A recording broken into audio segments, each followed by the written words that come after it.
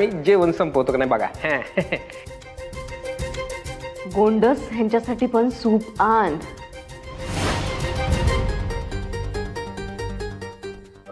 ताई साहेब, फक्त तुमच्या पुरता सूप बनवलं होतं. दाजींसाठी पण बनव.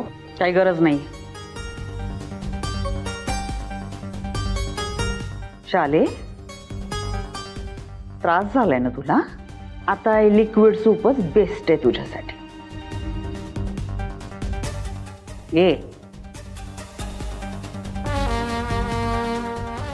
सुनबाई, लोन घ्यायला एक माणूस आला होता डॉक्युमेंट घेऊन. त्यावर तुम्ही सही केली असं कळलं आम्हाला.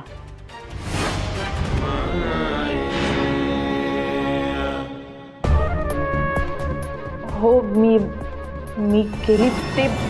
ते खरं तर तुमच्याकडेच सही मागायला आले होते, पण संचालिका म्हणून तुम्ही मलाच सांगितलं असतं ना सही करायला.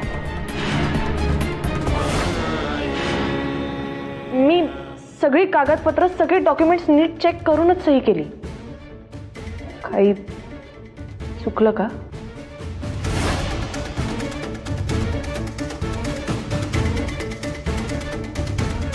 चांगलंय, बरं आहे. या निमित्तानं का होईना मक्तेदारांच्या नावात किती ताकद आहे हे कळलं तुम्हाला. सॉरी माई साहेब, पण मी सही वैदही धनाजी जगताप म्हणूनच केली. म्हणजे करते.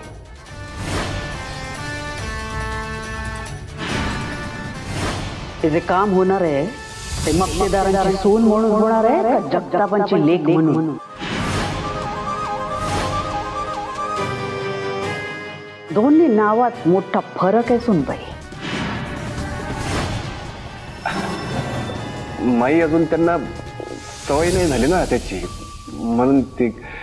अगं वैदेही, आता सवय करून घे बाई मक्तेदार नाव लावायची. अगं तू मक्तेदारांची सून आहेस का नाही, म्हणून तर माईने तुला संचालिका केली ना, हा ना?